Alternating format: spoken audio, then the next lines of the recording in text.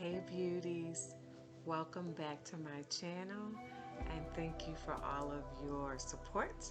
We got some new subscribers over the last week and I really want you to know how much I appreciate you.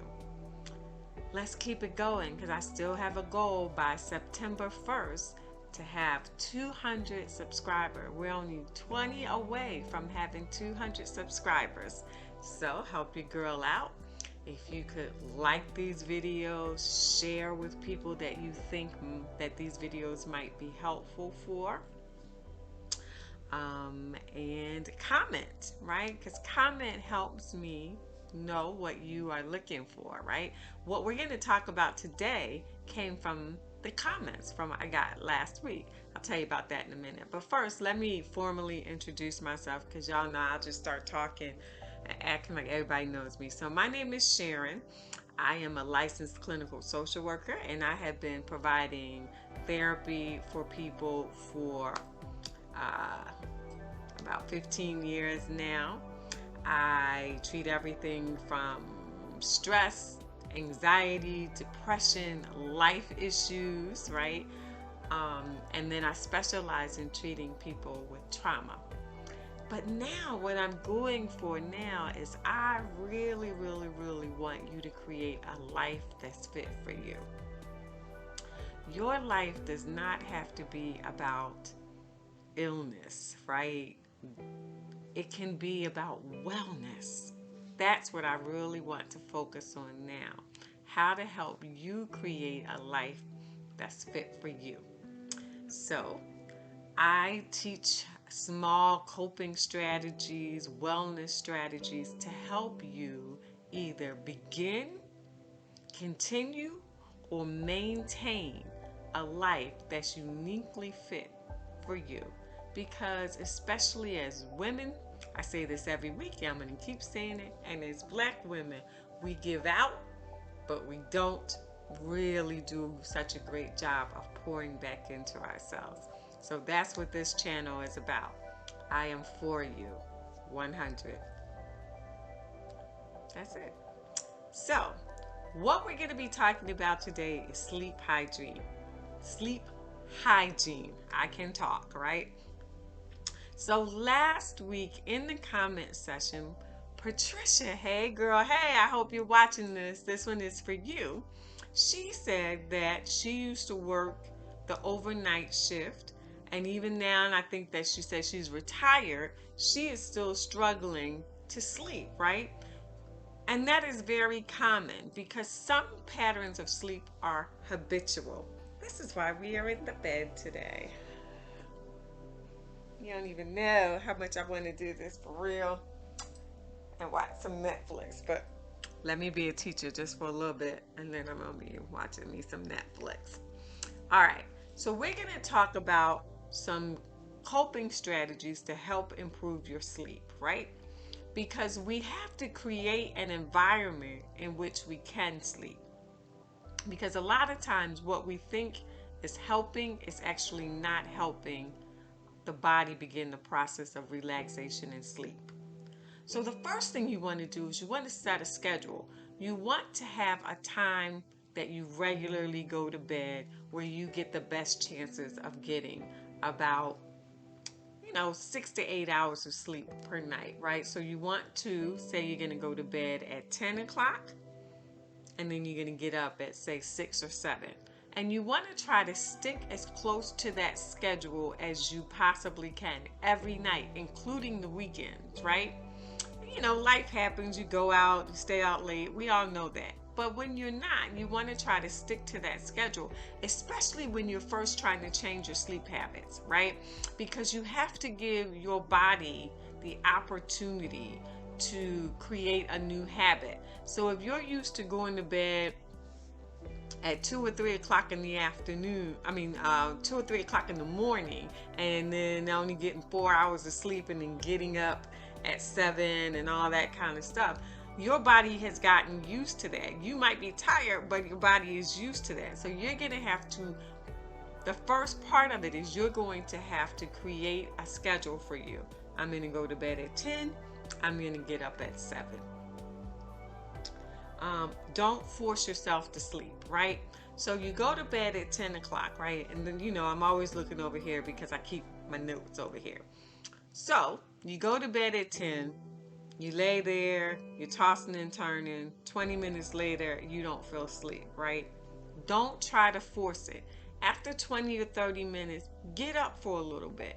Go get a drink of water. Do something kind of boring. Fold some laundry. If you read, don't read something exciting that's going to pull for your attention. You know, read something kind of boring.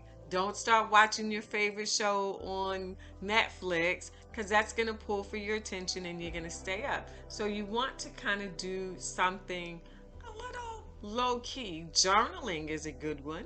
Drawing is another one. Things like that, right? That involve your attention but not too much of it, because you've never heard of anybody said, unless they were really into it, that they journaled for 8 hours, right? Usually 20-30 minutes you're good. The other thing you want to do is when you start to feel tired again, go back to bed, try it again, right? At the beginning, when you're trying to change your sleep pattern, you may have to do this 2 or 3, maybe 4 times a night, right? But the more you do it, the consistency of doing this, your body is going to start to get the message that you want to go to sleep at 10 and you want to go to sleep and then you want to rise at, say, 6 or 7 in the morning, right? So you have to try to start to set the environment where your body gets the message that you want to sleep. Avoid caffeine, alcohol, nicotine. Caffeine, right? We all use it to rev ourselves up, right? You heard me talking about I had an extra cup of tea last week when I was tired, right? But the problem with that is that caffeine stays in your body longer than you think, right? Even if you don't feel that revving up of your energy, that caffeine is still in your body. Now it's 10 o'clock. You want to go to sleep. Caffeine is saying, "Now, so ma'am, you are up," because caffeine is a stimulant. It's going to keep you awake. Alcohol, the same way. It's a stimulant. It's going to impact your ability to fall asleep. Nicotine, did you know that? Nicotine, the same way. It's a stimulant. You smoking, right? Chain smoking, now you can't sleep, right? So you want to limit your intake of alcohol, caffeine, and nicotine, right? Caffeine, I would really suggest, I am no doctor, but I would really suggest you think about cutting off your caffeine intake before noon. Alcohol, for the girls that have the hot flashes, listen, girl, you are not going to sleep if you start drinking. I know, right? We all like a good glass of red wine. But you probably going to notice that you are sweating and tossing and turning all night. You might have to give it up in order to get a good night's sleep. Avoid napping. If it's at all possible, try not to nap, so by the time you go to bed at 10 o'clock, you're going to be tired. If you do nap, you only want to sleep no more than about 20 minutes. You don't want to fall into REM sleep, which is a deeper level of sleep, and then when you try to go to bed at night, you're going to be wide awake. Use your bed for 2 reasons only. One of them is sleeping. And hopefully you know what the other one is for. That's all I got to say about that, right? Don't be in your bed, paying your bills, doing work on your laptop. I know I'm in my bed right now with my laptop, but baby, this bed right here is for sleep and fun. So you don't want to do work. If you got to do work on your laptop, take it in the living room. Go in the kitchen and do it. But treat your bedroom like tranquility, sensuality, fun, relaxation. The other thing that can help you sleep is exercise, right? You don't want to exercise too close to the time you go to bed, though. You want to exercise earlier in the day, right? So that your body is tired, right? You've burnt up some energy. It feels good and is ready to rest at night. You also want to have a pretty good diet, right? Because there are certain foods, like if you eat something really heavy at night, it's sitting on your stomach, you're not going to be able to sleep because that thing is going to be sitting on your stomach like a brick. There are foods that really can help with sleep, right?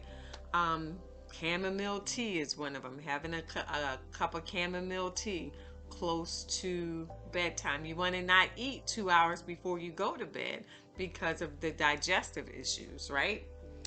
And then make sure that your environment is comfortable, right? These are some organic cotton sheets that I got from the Costco. I love them. They feel really good. I make sure the room is cool, right? The air conditioner is set at the right temperature for me. I have a ceiling fan up here, so we got a breeze blowing. Wear comfortable pajamas. I know we all want to be cute, but girl, sometimes that lace be itchy and scratchy and sticking up in the wrong places and whatnot and what have you. Get you some nice, comfortable, breathable, cute pajamas so that it feels really good, right? So let's go over it one more time. You're going to set a schedule, a regular bedtime. You're going to not force yourself to sleep. If you've been laying there for more than 20 minutes, get up, go do something, come back, try again. Avoid caffeine, alcohol, and nicotine at least 2 hours before you go to bed. But really, caffeine stays in your body a long time. I would stop it before noon. Avoid napping so that you're tired by the time you go to bed. Use your bedroom for two things. One of them is sleeping. Exercise and eating well promotes rest. And then make sure your environment is comfortable. I am going to attach a link to a little handout so that you can have these if you need them. Patricia, that's for you. I hope it's really helpful. Again, if you find these videos helpful, please hit that like button, comment below, let me know what I can help you with, and then share these with people that you think might be helpful. Because I am team you 100%, and I want to help you build a life that's fit for you.